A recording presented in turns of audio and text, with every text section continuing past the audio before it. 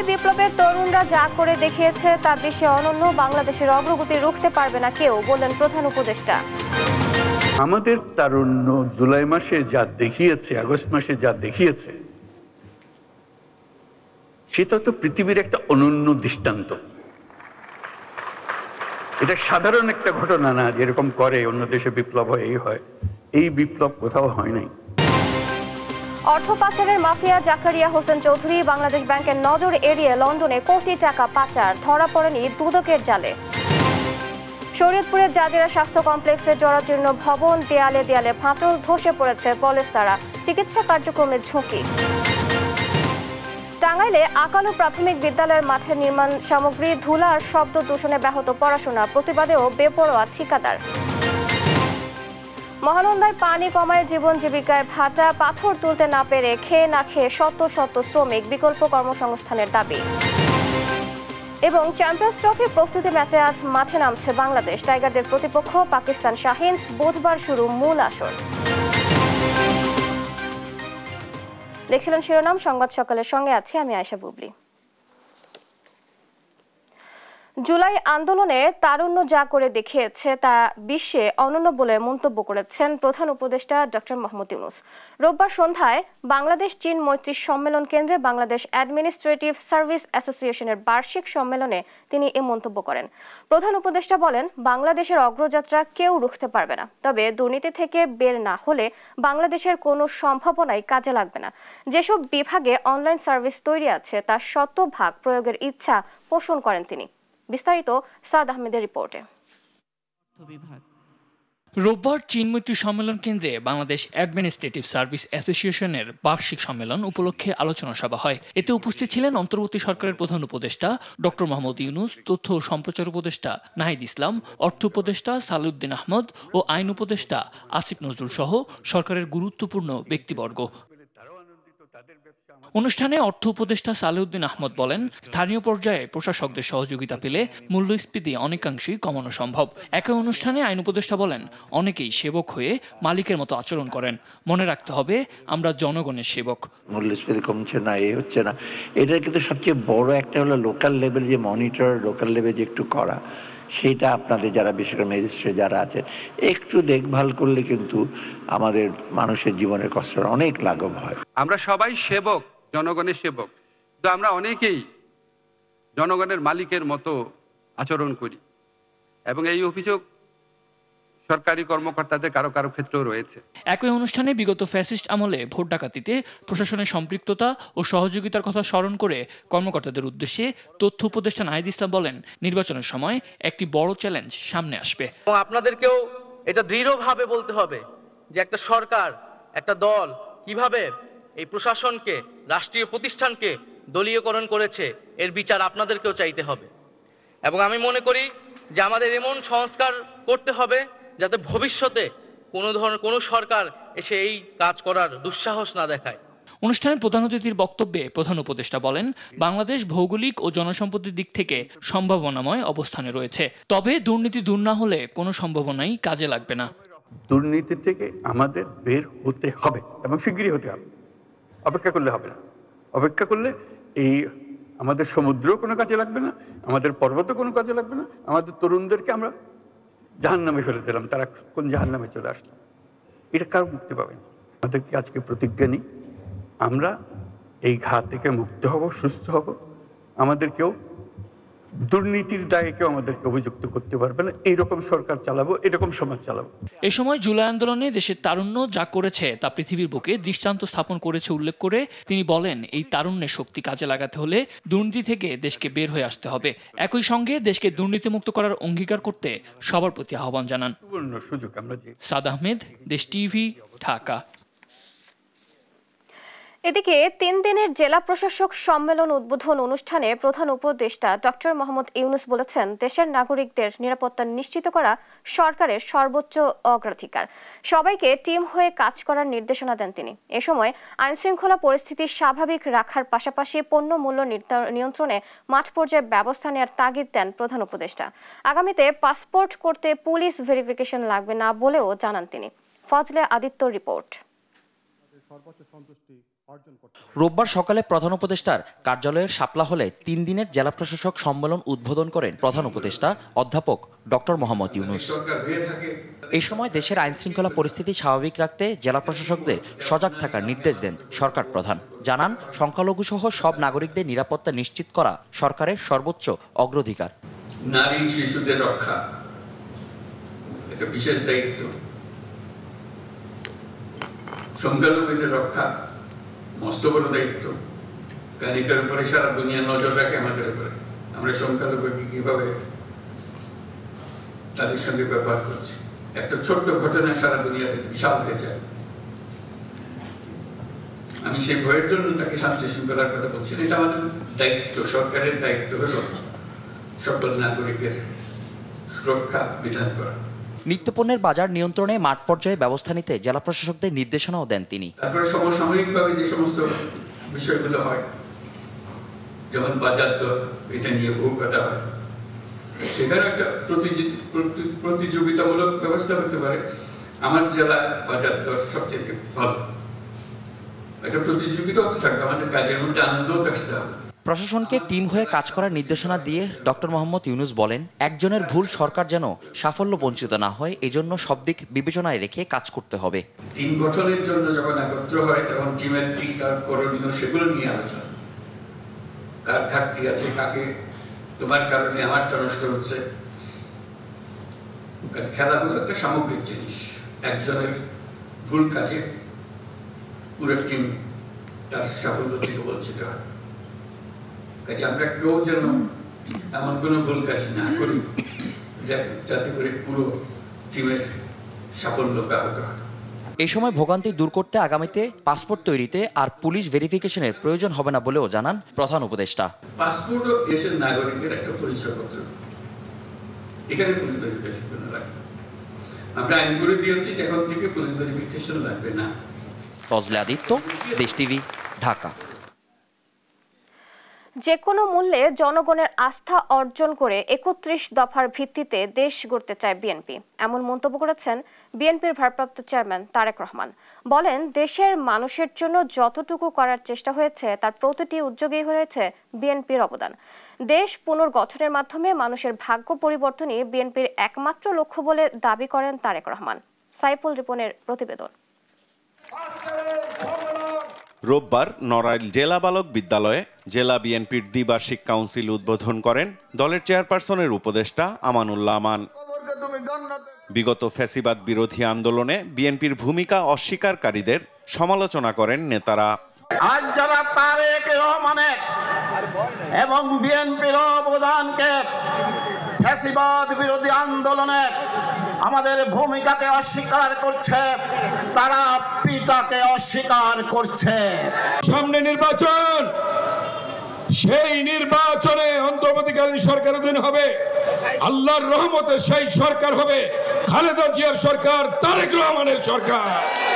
ধৈর্য এবং সহনশীলতার সাথে সকলে ঐক্যবদ্ধভাবে আপনারা কাজ করবেন। ক্ষুদ্র স্বার্থ ভুলে গিয়ে বৃহত্তর স্বার্থে আপনারা এক হয়ে ঐক্যবদ্ধ হয়ে কাজ করবেন। ভার্চুয়ালি যুক্ত হয়ে বিএনপির ভারপ্রাপ্ত চেয়ারম্যান তারেক রহমান বলেন, দেশকে এগিয়ে নিতে অতীতের প্রতিটি পদক্ষেপে রয়েছে বিএনপির অবদান। তাই আগের মতোই দিশা পেতে জনগণ বিএনপির দিকে তাকিয়ে আছে। হতে পারে আমরা যতটুকু করতে চেয়েছিলাম বিভিন্ন কারণে আমরা হয়তো ততটুকু করতে পারিনি, কিন্তু তারপরেও করার মধ্যে যতটুকুই করেছে একমাত্র আপনাদেরই প্রিয় দল বাংলাদেশ জাতীয়তাবাদী দল। পালিয়ে যাওয়া স্বৈরাচার, যে খুনি স্বৈরাচার দেশকে ধ্বংস করেছে, কিভাবে দেশকে আমরা আবার সামনের দিকে এগিয়ে নিয়ে যাব তার একটি পরিকল্পনা দেশের মানুষের সামনে আমরা উপস্থাপন করেছি। তারেক রহমান বলেন, বিএনপির এখন একটি লক্ষ্য, দেশ পুনর্গঠন করে মানুষের ভাগ্য পরিবর্তন। সামনের দিনে আমরা বাংলাদেশের মানুষের আস্থা অর্জনের মাধ্যমে ৩১ দফার আলোকে আমরা দেশকে গড়ে তুলব। আমরা ইনশাল্লাহ ঐক্যবদ্ধভাবে গণতন্ত্রের জন্য সংগ্রাম করব। আমরা উপস্থিত এখানে প্রতিটা মানুষ ঐক্যবদ্ধভাবে দেশকে পুনর্গঠন করব। আমাদের সামনে এখন লক্ষ্য একটি, উদ্দেশ্য একটি, বাংলাদেশকে পুনর্গঠন করা, বাংলাদেশের মানুষের ভাগ্যের পরিবর্তন করা। পলাতক স্বৈরাচার সব রাষ্ট্রীয় প্রতিষ্ঠান সহ রাজনৈতিক অর্থনৈতিক সব খাত ধ্বংস করেছে উল্লেখ করে দেশের সবাই এর ভুক্তভোগী বলেও মন্তব্য করেন বিএনপির ভারপ্রাপ্ত চেয়ারম্যান। দেশের প্রতিটি মানুষ আজ আমরা এই ধ্বংসের ভুক্তভোগী। সাইফুল রিপন, দেশ টিভি, ঢাকা। গণতন্ত্রকে প্রাতিষ্ঠানিক রূপ দিতে নির্বাচনই একমাত্র পথ বলে মনে করেন বিএনপি মহাসচিব মির্জা ফখরুল ইসলাম আলমগীর। রোববার বিকেলে ঠাকুরগাঁও জেলা বিএনপি আয়োজিত জিয়া স্মৃতি ফুটবল টুর্নামেন্ট উদ্বোধন অনুষ্ঠানে তিনি একথা বলেন। উদ্বোধনী খেলায় পঞ্চগড় ও দিনাজপুর জেলা বিএনপি দল অংশ নেয়। এ সময় নতুন প্রজন্মকে গণতন্ত্রের পথে এগিয়ে নিতে নতুন করে সংগ্রাম শুরুর আহ্বানও জানান বিএনপি মহাসচিব। তিনি আরও বলেন, শুধু রাজনীতিই নয়, খেলাধুলা, সংস্কৃতি, সামাজিক জীবন, শিক্ষা সর্বক্ষেত্রে একটা নতুন বাংলাদেশ দেখতে চায় বিএনপি।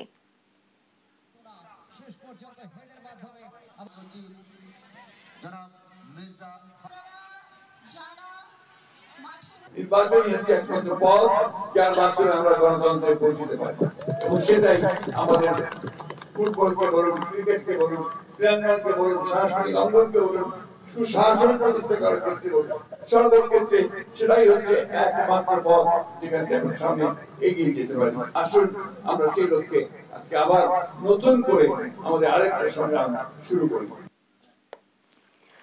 আবারও ১/১১ মতো রাজনীতিকরণের মতো পরিস্থিতি দেখছেন বিএনপির স্থায়ী কমিটির সদস্য ডক্টর আব্দুল মঈন খান। বলেন, সংস্কারের পরে নির্বাচন এটি কোনো যুক্তির কথা নয়। আর দলটির সিনিয়র যুগ্ম মহাসচিব রুহুল কবির রিজভী বলেন, জাতীয় নির্বাচনের আগে স্থানীয় সরকারের ভোট দাবি দুর্ভিসন্ধিমূলক। নিয়াজ মোর্শেদের প্রতিবেদন। রাজধানীর একটি হোটেলে আগামী জাতীয় নির্বাচনে কেমন প্রার্থী চাই শীর্ষক জাতীয় সংলাপে অংশ নেন বিভিন্ন রাজনৈতিক দলের নেতারা। প্রার্থী হতে হবে একজন সৎ, আদর্শ ভিত্তিক, ন্যায়, যিনি দুর্নীতি করবে না। প্রার্থী নির্বাচনে দলবাজি বন্ধ ও কাঠামোগত পরিবর্তনের আহ্বান জানান তারা। বলেন, পতিত স্বৈরাচার আমলে রাজনৈতিক দলগুলো যোগ্য প্রার্থী নির্ধারণ করতে পারেনি। রাজনৈতিক দলগুলোর বিদ্যমান কাঠামো ব্যবস্থার সাথে এত ওতপ্রোতভাবে যুক্ত যে আলাদা করে এটা বদলাবে না। রাজনৈতিক দলগুলোকে বাছাই করতে দেন। আজকে কোনো একটা বড় দল বা ছোট দল যদি সঠিক বাছাই করতে না পারে, তাহলে আগামীতে জনগণ তাদেরকে আর বেছে নেবে না। অনুষ্ঠানে বিএনপির স্থায়ী কমিটির সদস্য ডক্টর আব্দুল মঈন খান বলেন, শুধু সবশেষ ৩টি নির্বাচন নয়, ১/১১ ভোট নিয়েও কথা বলা উচিত। সেই সময়ের মতো বিরাজনীতিকরণের শঙ্কাও জানান তিনি। ১/১১ যে পরিকল্পনা, বিরাজনীতিকরণ, সেই সমস্যা আমি আজকে কিন্তু আবার নতুন করে দেখতে পাচ্ছি। জাতীয় প্রেস ক্লাবে আলোচনায় অংশ নেন দলটির স্থায়ী কমিটির আরেক সদস্য গয়েশ্বর চন্দ্র রায়। এই সময় জনগণের ধৈর্যের বাঁধ ভাঙার আগেই নির্বাচন দেওয়ার আহ্বান জানান তিনি। তাই এই সরকার যদি একবার পক্ষে যায়, কোনো পক্ষে যায়, সেটা যদি গণতন্ত্রের বিরুদ্ধে দাঁড়ায়, তাহলে তো আমাদের বিপক্ষে অবস্থান নেওয়া ছাড়া পথ খোলা থাকবে। নারায়ণগঞ্জ জেলা বিএনপির নতুন আহ্বায়ক কমিটি নিয়ে দলের প্রতিষ্ঠাতা জিয়াউর রহমানের সমাধিতে শ্রদ্ধা জানান দলের সিনিয়র যুগ্ম মহাসচিব রুহুল কবির রিজভী। বলেন, জাতীয় নির্বাচনের আগে স্থানীয় নির্বাচন গ্রহণযোগ্য নয়। প্রথমেই স্থানীয় সরকার নির্বাচন চায়, তাহলে বুঝতে হবে আমরা কোনো পলিটিক্যাল ডেভেলপমেন্ট, আমরা কোনো শক্তিশালী গণতন্ত্র চাচ্ছি না, আমরা একটা অনিশ্চয়তার দিকে চাচ্ছি, অন্য কোনো দুরবস্থা এর মধ্যে থাকতে পারে। ফ্যাসিস্ট শেখ হাসিনার পতন হলেও দেশে এখনো গণতন্ত্র প্রতিষ্ঠিত হয়নি বলে মন্তব্য করেন রুহুল কবির রিজভী। নিয়াজ মোর্শেদ, দেশ টিভি, ঢাকা। আগামী নির্বাচনকে অবাধ, সুষ্ঠু, নিরপেক্ষ করতে কমিশন প্রতিজ্ঞাবদ্ধ বলে জানালেন নির্বাচন কমিশনার আনোয়ারুল ইসলাম। রোববার দুপুরে নির্বাচন ভবনে সাংবাদিকদের সঙ্গে আলাপকালে তিনি বলেন, যে কোনো মূল্যে উত্তম নির্বাচন করতে হবে। এজন্য মাঠ প্রশাসন নিরপেক্ষভাবে দায়িত্ব পালন করবে। সরকারের পক্ষ থেকে নির্বাচনে কোনো হস্তক্ষেপ করা হবে না। এক প্রশ্নের জবাবে তিনি জানান, আওয়ামী লীগের নিবন্ধন বাতিল নিয়ে কথা বলার সময় এখনো আসেনি, সময় বলে দিবে কি করতে হবে। সীমানা নির্ধারণের যে বর্তমান যে আইনটা, সেই আইনটা যদি কিছু পরিবর্তন না হয় তাহলে যেরকম আছে সেরকমই থাকবে। এবার যেহেতু আমরা একটা অবাধ, সুষ্ঠু, নিরপেক্ষ, স্বচ্ছ নির্বাচনের জন্য প্রতিজ্ঞাবদ্ধ এবং এই নির্বাচন না হওয়ার কোনো বিকল্প নেই, একটা উত্তম নির্বাচন করতে চাচ্ছি আমরা এবং যে কোনো মূল্যে এটি করতে হবে। আগামী নির্বাচনের আগে কেউ ক্ষমতার অপব্যবহার করলে দেশে আরেকটি গণবিপ্লব ঘটতে পারে বলে হুঁশিয়ারি দিয়েছেন জাতীয় নাগরিক কমিটির মুখ্য সংগঠক সার্জিস আলম। জানান, ফ্যাসিস্ট বিরোধী ছাত্রদের নতুন রাজনৈতিক দল সব শ্রেণী পেশার মানুষের জন্য উন্মুক্ত থাকবে এবং চলতি ফেব্রুয়ারিতেই দলের ঘোষণা দেওয়া হবে। নারায়ণগঞ্জের সোনারগাঁয়ে এক ক্যাম্পেইনে এসব কথা বলেন তিনি। সার্জিস আলম আরও বলেন, যারা গণঅভ্যুত্থানে নেতৃত্ব দিয়েছেন তারা নতুন বাংলাদেশকে নেতৃত্ব দেবেন। এ সময় রাজনৈতিক দল, পুলিশ ও বিচার বিভাগ এখনও খুনিদের প্রশ্রয় দিচ্ছে বলে অভিযোগ করেন তিনি। তো আমরা আমাদের জায়গা থেকে একটা জিনিস বলি, ছাত্র জনতা ক্ষমতামুখী না। ক্ষমতামুখী যদি হতো 5ই আগস্টে ছাত্র জনতা যদি নির্ধারণ করত এই ছাত্র জনতাই সরকার গঠন করবে, বাংলাদেশের কোন রাজনৈতিক দলের তার বিপক্ষে গিয়ে কথা বলার মতো স্পর্ধা ছিল না। কিন্তু আমরা ওই 5ই আগস্টে বিজয় নিশ্চিত হওয়ার সাথে সাথে বাংলাদেশের সকল রাজনৈতিক দলের প্রধানদের সাথে কথা বলেছি। আমরা এই অভ্যুত্থানে ফ্যাসিস্ট বিরোধী আন্দোলনে যত অংশীদার ছিল সবার সাথে কথা বলেছি। সবার মতামতের ভিত্তিতে এই উপদেষ্টা মণ্ডলী হয়েছে। তাই আমরা দেশের কোটি কোটি টাকা যুক্তরাজ্যে পাচার করছে AKM জাকারিয়া হোসেন চৌধুরী। দেশ টিভির অনুসন্ধানে মিলেছে তার প্রমাণ। বছরের পর বছর ধরে অর্থ পাচার করে গেলেও নজরে আসেনি বাংলাদেশ ব্যাংকের। আর দুর্নীতি দমন কমিশনে অভিযোগ দেওয়া হলেও ধরাছোঁয়ার বাইরে রয়ে গেছে জাকারিয়া। MA আজিমের অনুসন্ধানী প্রতিবেদন, ক্যামেরায় ছিলেন সালাউদ্দিন রাসেল। দেশের কোটি কোটি টাকা পাচারের অন্যতম হোতা AKM জাকারিয়া হোসেন চৌধুরী। দেশ টিভির অনুসন্ধান বলছে, গত কয়েক বছরে যুক্তরাজ্যে ZSC consultancy limited, ZST properties limited সহ একাধিক কোম্পানির মালিক হয়েছেন তিনি। প্রতিষ্ঠানগুলোতে হাজার হাজার পাউন্ড অর্থ বিনিয়োগও করেছেন জাকারিয়া হোসেন, যা বাংলাদেশি টাকায় কোটি কোটি টাকা। অর্থ পাচার বন্ধে করা দেশের আইন বলছে, বাংলাদেশ ব্যাংকের গভর্নরকে প্রধান করে করা কমিটির অনুমতি ছাড়া বিদেশে বিনিয়োগ সম্পূর্ণ অর্থ পাচার। AKM জাকারিয়া হোসেন চৌধুরীকে কি দেশের বাইরে বিনিয়োগের অনুমতি দিয়েছে বাংলাদেশ ব্যাংক? জানতে বাংলাদেশ ব্যাংকে দেশ টিভি টিম। যাদেরকে অনুমোদন দেওয়া হয়েছে বাংলাদেশ ব্যাংকের থেকে, তাদের তালিকা ঘেটে কোথাও এই জাকারিয়া হোসেন চৌধুরী যিনি কোনো অনুমোদন নিয়েছেন বলে এরকম প্রমাণ পাওয়া যায়নি। বিষয়টি অতি সহজ। যে অর্থ বৈধ উপায়ে এ দেশ থেকে বাইরে বিনিয়োগের উদ্দেশ্যে বা অন্য যে কোনো উদ্দেশ্যে নিয়ে যাওয়া হয়নি, সেটা অবশ্যই অবৈধ, এবং অবৈধ অর্থ লেনদেনকেই তো আমরা পাচার বলে থাকি। বাংলাদেশ ব্যাংকের বক্তব্যে স্পষ্ট প্রমাণিত, AKM জাকারিয়া হোসেন চৌধুরীর যুক্তরাজ্যে একাধিক কোম্পানি আর কোটি কোটি টাকার বিনিয়োগ সম্পূর্ণ অর্থ পাচার। বাংলাদেশ ব্যাংকের চোখ ফাঁকি দিয়ে কিভাবে বছরের পর বছর ধরে দেশের অর্থ পাচার করে যাচ্ছে জাকারিয়া, জানতে এবার তার মুখোমুখি হতে চাই আমরা। জাকারিয়া হোসেনের জাতীয় পরিচয়পত্রে দেয়া বর্তমান ঠিকানা গুলশান 2-এ গিয়ে পাওয়া যায়নি তাকে। আমাদের জানা মতে আমাদের যে ঠিকানাগুলো দিচ্ছে এর মধ্যে জাকারিয়া চৌধুরীর নামে কেউ নাই। স্থায়ী ঠিকানা তেজগাঁও বেগুনবাড়িতেও খোঁজ নেই জাকারিয়া হোসেনের। তার ভগ্নিপতি দীপক মিয়ার সাথে যোগাযোগ করা হলে তিনি জানান, অধিকাংশ সময় দেশের বাইরে থাকেন জাকারিয়া। মাধ্যম থেকে জানলাম যে আপনার রিলেটিভ হয়। হ্যাঁ, কি জন্য খুঁজছেন ওনাকে? আমরা দেখলাম যে যুক্তরাজ্যে উনি বেশ কয়েকটা কোম্পানি করেছেন, অনুমোদন নেই। সেক্ষেত্রে বিষয়টা তো অর্থ পাচার হিসেবে। আচ্ছা, তাহলে দেখি আমি ওর সাথে যোগাযোগ করতে পারি কিনা, কারণ ও বেশি বিদেশে থাকে, ওর শরীর খারাপ, সেজন্য আমার সাথে তার যোগাযোগ নাই আর কি। এমন অর্থ পাচার বন্ধে কি করছে দুর্নীতি দমন কমিশন, দুদক? তাদের দাবি থেমে নেই তারা, অভিযোগ পেলেই নেওয়া হয় ব্যবস্থা। বাংলাদেশ ব্যাংকের অনুমোদন ছাড়াই যদি দেশের বাইরে অর্থ নিয়ে যান এবং বিদেশি কোনো কোম্পানি এ ধরনের বিনিয়োগ করে থাকেন কোথাও বা নিয়ে টাকা অন্যত্র নিয়ে যান, এটা কিন্তু আমাদের মানি লন্ডারিং আইনে, মানি লন্ডারিং প্রতিরোধ আইন 2012-এ কিন্তু এটা অপরাধ, সুনির্দিষ্ট অপরাধ।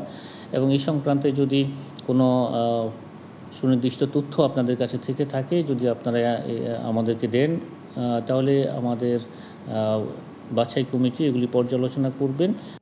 তবে গত বছরের ডিসেম্বরে AKM জাকারিয়া হোসেনের অর্থ পাচার ও দুর্নীতি নিয়ে দুদকে অভিযোগ করা হলেও এখনও কোনো ব্যবস্থাই নেয়নি তারা। দেশের অর্থ পাচারকারী AKM জাকারিয়া হোসেন চৌধুরী সিটি ব্যাংকের প্রতিষ্ঠাতাদের অন্যতম আব্দুল বারিক চৌধুরীর ছেলে। সিটি ব্যাংকের শেয়ার জালিয়াতিরও অভিযোগ আছে জাকারিয়ার বিরুদ্ধে। এম.এ. আজিম, দেশ টিভি, ঢাকা। বেসরকারি প্রাথমিক বিদ্যালয়গুলো জাতীয়করণ এবং প্রধান উপদেষ্টার কার্যালয় থেকে পাঠানো চিঠির নির্দেশনা দ্রুত বাস্তবায়নের দাবিতে অবস্থান কর্মসূচি পালন শুরু করেছেন দেশের বিভিন্ন জেলার শিক্ষকরা। রোববার জাতীয় প্রেস ক্লাবের সামনে এই কর্মসূচি পালন শুরু করেন তারা। দেশের বেসরকারি প্রাথমিক শিক্ষক সমিতির আয়োজনে এই কর্মসূচিতে অংশ নেয়া শিক্ষকরা জানান 2013 সালে 26,193টি বেসরকারি প্রাথমিক বিদ্যালয় জাতীয়করণ করা হয়। সমান যোগ্যতা থাকা সত্ত্বেও 4,000-এর অধিক বেসরকারি প্রাথমিক বিদ্যালয় জাতীয়করণ থেকে বাদ পড়ে। প্রথমত আমরা 2 দিনের জন্য বসেছি, যদি এর ভিতরে সুফলতা পাই তাইলে আমরা শিক্ষকগণ আমরা হাসি মুখে বাড়ি যাব। আর যদি আমাদের কোনো ফলাফল ভালো রেজাল্ট না আসে তা আমাদের লাগাতার কর্মসূচি চলবে। আমাদের সেই দাবি আদায় হয়ে গেলে আমরা রাজপথ ছেড়ে আমরা আমাদের পরিবারের কাছে ফিরে যাব। চিঠি বাস্তবায়ন না হওয়া পর্যন্ত আমরা সারা বাংলাদেশ থেকে বেসরকারি প্রাথমিক বিদ্যালয়ের শিক্ষকগুলা এখানে অবস্থান করছি।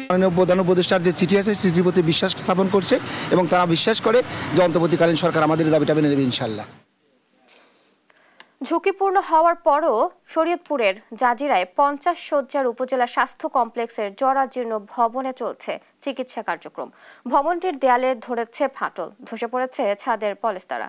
হাসপাতাল কর্তৃপক্ষ বলছে জনস্বাস্থ্য প্রকৌশল অধিদপ্তরকে বিষয়টি জানানো হলেও এখনও নেওয়া হয়নি কোনো ব্যবস্থা। শরীয়তপুর প্রতিনিধি সাইফুল ইসলাম আকাশের তথ্য ও চিত্রে জানাচ্ছেন আব্দুল আল মারুফ। 1982 সালে নির্মাণ করা হয় শরীয়তপুরের জাজিরা উপজেলার 50 শয্যা উপজেলা স্বাস্থ্য কমপ্লেক্স ভবন। বর্তমানে ভবনের ছাদ, সানসেট ও বিমে দেখা দিয়েছে ফাটল। ঝুঁকিপূর্ণ হওয়ার পরও নারী শিশু ওয়ার্ড সহ সেবা কার্যক্রম চলছে জরাজীর্ণ ভবনেই। হসপিটালে আসি আমরা রুগী সুস্থ করার জন্য, কিন্তু আমরা আইসা দেখি ভবনের যে অবস্থা, আমরাই কখন মৃত্যুবরণ করবো সেটা বলতে পারি না। রোগীর সাথে যে লোকজন আসছে এদেরও ভয়ে আতঙ্ক থাকা লাগছে যে ছাদটা ধসে পড়ে কিনা। এই বিল্ডিং এর অবস্থা এতটাই খারাপ যে কখন নিচে ধসে পড়ে এটা খুব আতঙ্কে আছে আমি। চিকিৎসা সেবা দিতে গিয়ে বিপাকে পড়তে হচ্ছে চিকিৎসক ও নার্সদেরও। এই বিল্ডিং এর জন্য যে কোনো সময় যে কোনো প্রাণহানি হতে পারে এবং কিছুদিন আগে একটি দুর্ঘটনা ঘটেছে। যে কোনো সময় যে কোনো ঘটনা ঘটে যায়, আমরা ডিউটি করি খুব জীবনের ঝুঁকি নিয়ে। 2 বছর ধরে জনস্বাস্থ্য প্রকৌশল অধিদপ্তরকে বিষয়টি জানানো হলেও এখনো কোনো ব্যবস্থা নেওয়া হয়নি বলে জানায় হাসপাতাল কর্তৃপক্ষ। জনস্বাস্থ্য প্রকৌশলকে অফিসিয়ালিও চিঠি দেওয়া হয়েছে, আনঅফিসিয়ালিও মৌখিকভাবে বারবার বলা হচ্ছে। গত 2 বছর যাবতই চিঠি দেওয়া হচ্ছে, আজকেও কথা বলেছি। আসলে আমরা তো ওরকম আশানুরূপ কোনো সাড়া পাইনি। ঊর্ধ্বতন কর্তৃপক্ষের নির্দেশনা অনুযায়ী প্রয়োজনীয় পদক্ষেপ গ্রহণ করা হবে বলে আশ্বাস দিয়েছে জনস্বাস্থ্য প্রকৌশল অধিদপ্তর। জাজিরা হাসপাতালের পুরাতন হাসপাতাল ভবনটির বিষয়ে আমাদের ঊর্ধ্বতন কর্তৃপক্ষকে আমরা অবহিত করব। ঊর্ধ্বতন কর্তৃপক্ষের নির্দেশনা অনুযায়ী আমরা প্রয়োজনীয় ব্যবস্থা গ্রহণ করব। জাজিরা উপজেলার প্রায় 2 লাখ মানুষ এই সরকারি চিকিৎসা কেন্দ্রের ওপর নির্ভর করেন। নিউজ ডেস্ক, দেশ টিভি। টাঙ্গাইলের ভুয়াপুর উপজেলার আকালু সরকারি প্রাথমিক বিদ্যালয়ের মাঠ দখল করে সড়ক নির্মাণ সামগ্রী রাখা ও গাড়ি চলাচল করায় ধুলা ও শব্দের কারণে শিক্ষা কার্যক্রম ব্যাহত হচ্ছে। কর্তৃপক্ষ বলছে ঠিকাদারি প্রতিষ্ঠান তাদের অনুমতি ছাড়াই মাঠে সামগ্রী রেখেছে। তবে ঠিকাদারি প্রতিষ্ঠানের দাবি বিদ্যালয় কর্তৃপক্ষের সঙ্গে কথা বলে মাঠে এসব সামগ্রী রাখা হয়। এ বিষয়ে প্রয়োজনীয় ব্যবস্থা নেয়ার আশ্বাস দিয়েছেন LGED কর্মকর্তা। সহকারী অভিজিৎ ঘোষের পাঠানো তথ্য ও ছবিতে অঙ্কন চৌধুরীর রিপোর্ট। বিদ্যালয়ের মাঠ জুড়ে রাখা হয়েছে সড়ক ব্যবহৃত নির্মাণ সামগ্রী। বিদ্যালয় ঘেঁষে রাখা হয়েছে বেশ কয়েকটি গ্যাস সিলিন্ডার। এতে ঝুঁকি তৈরি হয়েছে। মাঠের একপাশে পোড়ানো হচ্ছে বিটুমিন, মাঝখানে বালু, পাথর ও মিক্সার মেশিন। সব মিলিয়ে শিক্ষার্থীদের খেলার মাঠটি পুরো দখল নিয়েছে ঠিকাদারি প্রতিষ্ঠান। মাঠ থাকতেও তা থেকে বঞ্চিত শিক্ষার্থীরা। টাঙ্গাইলের নিকরাইল বাজার ভয়াচর আলোয়া সড়কের সংস্কার কাজ করছে ঠিকাদারি প্রতিষ্ঠান তাপস ট্রেডার্স। বিদ্যালয় মাঠ থেকে বঞ্চিত হওয়ার পাশাপাশি বিকট শব্দ ও পোড়ামোবিল ও বিটুমিনের কালো ধোয়ার কারণে ক্লাস করতে না পারার কথা জানান শিক্ষার্থীরা। পিচ ভাঙা হিন থেকে শব্দ আসে, তারপরে ধুমা উড়ে। এখানে পাথর রেখে দিয়েছে, তাই আমরা খেলতে পারি না। গাড়ি পাথর সরাই দিলে আমরা খেলতে পারবো, ঘুরতে পারবো। তবে দ্রুত নির্মাণ সামগ্রীগুলো সরিয়ে স্বাভাবিক শিক্ষা কার্যক্রম চালানোর পরিবেশ তৈরির আহ্বান শিক্ষকদের। শীতকালীন অবকাশ ছিল, আমি এসে যখন মাঠে এই পাথর এবং বালি এগুলো দেখলাম, দেখার পরই তখন কন্ট্রাক্টরের লোকের কাছে আমি প্রতিবাদ জানাই। বিদ্যালয় কর্তৃপক্ষের অনুমতি নিয়ে মাঠ ব্যবহার করা হচ্ছে বলে দাবি ঠিকাদারি প্রতিষ্ঠান। একই বক্তব্য দেন উপজেলা এলজিইডির প্রকৌশলী। স্কুলের অনুমতি নিয়ে স্কুলের সভাপতি নিয়ে কাজ চলতেছে। তারা কিভাবে ম্যানেজ করছে এটা কন্ট্রাক্টর হেডমাস্টার তো নিশ্চয়ই জানে ম্যানেজ হয়েছে। এদিকে দ্রুত নির্মাণ সামগ্রী সরিয়ে নেওয়ার জন্য নির্দেশনা দেওয়া হয়েছে বলে জানান উপজেলা প্রাথমিক শিক্ষা কর্মকর্তা। কন্ট্রাক্টর আশ্বস্ত করেছে যে সে কয়েকদিনের মধ্যেই সেই জিনিসগুলো অপসারণ করে নিয়ে যাবে। পড়াশোনার স্বাভাবিক পরিবেশ নিশ্চিতে দ্রুত মাঠ থেকে নির্মাণ সামগ্রী সরিয়ে নেওয়া হবে, এমনটাই প্রত্যাশা শিক্ষার্থীদের। নিউজ ডেস্ক, দেশ টিভি। দেশের সর্ব উত্তরের সীমান্তবর্তী জেলা পঞ্চগড়ের তেঁতুলিয়া ভারত বাংলাদেশ সীমান্ত ঘেঁষার নদী মহানন্দা। এখানে যুগ যুগ ধরে পাথর সংগ্রহ করে জীবিকা নির্বাহ করা হয়ে আসছে। তবে এখন নদীতে পানি নেই, পাথরও আগের মতো পাওয়া যায় না, আর শ্রমিকদের আয়ও কমে গেছে। কিন্তু তবুও তাদের দুমুঠো ভাতের আশায় হাজারো শ্রমিক রোজ পাথর খুঁজে চলছেন। সহকর্মী রাশিদুজ্জামান বাবুর পাঠানো তথ্য ও ছবিতে অঙ্কন চৌধুরীর রিপোর্ট। পঞ্চগড়ের তেঁতুলিয়া উপজেলার মহানন্দা নদীর রূপ নিয়েছে বালুচরে। নদীতে পানি কমে যাওয়ায় ভাটা পড়েছে পাথর সংগ্রহে। বিপাকে পড়েছেন এর উপর নির্ভরশীল শ্রমিকরা। জীবিকা নির্বাহের জন্য বহু শ্রমিক ভোর থেকে নদীতে নেমে পাথর সংগ্রহের কাজ করেন। শ্রমিকরা জানান, আগে তারা পুরো দিন পাথর তুলতে পারলেও এখন সীমান্ত সংলগ্ন হওয়ায় দুপুরের মধ্যেই কাজ শেষ করতে হচ্ছে। এখন নদীর পাথর নাই, আমরা কোনো রকম করে ওঠাই আর চলতেছে। আগে পানি ছিল বেশি, আগে কামাই হয়তো বেশি 800, 900, 1000। এখন পানি নাই, এই জন্য মানে কামাই কমে গেছে। মহানন্দা নদীর পাথর ব্যবসায়ীরা বিভিন্ন ক্যাটাগরিতে ভাগ করে পাথর কেটে তা বিক্রি করেন। তারা জানান, আগের মতো পাথর উত্তোলন এখন আর সম্ভব নয়। আগের মতো মহানন্দাতে পাথর এখন নাই, আর এখন খুব আসলে আমাদের জীবন খুব কস্টলি হয়ে গেছে। আগে পাথর অনেক বেশি ছিল, এখন পাথর কমে গেছে, 200-300 টাকার উপরে কাজ করতে পারে না। তেঁতুলিয়ার অর্থনীতি মূলত পাথর শিল্পের উপর নির্ভরশীল, তাই পাথর শ্রমিকদের পাশে থাকার আশ্বাস সহ বিকল্প কর্মসংস্থানের উদ্যোগ নেওয়ার কথা জানান উপজেলা নির্বাহী কর্মকর্তা। মহানন্দা নদীতে পানি কমে যায়, স্রোত কমে যাওয়ায় এবং বিভিন্ন আনুষঙ্গিক কারণে পাথর কম পাওয়া যাচ্ছে। এর ফলে পাথর শ্রমিকরা বিভিন্নভাবে ক্ষতির সম্মুখীন হচ্ছেন। পাথর শ্রমিকদের কোনো কম্পেনসেশন দেওয়া যায় কিনা এই ধরনের অবস্থার প্রেক্ষিতে তেঁতুলিয়ায় 10 থেকে 15 হাজার দরিদ্র মানুষ পাথর উত্তোলনের উপর জীবিকা নির্ভরশীল। দ্রুত তাদের বিকল্প কর্মসংস্থানের দাবি সংশ্লিষ্টদের। নিউজ ডেস্ক, দেশ টিভি।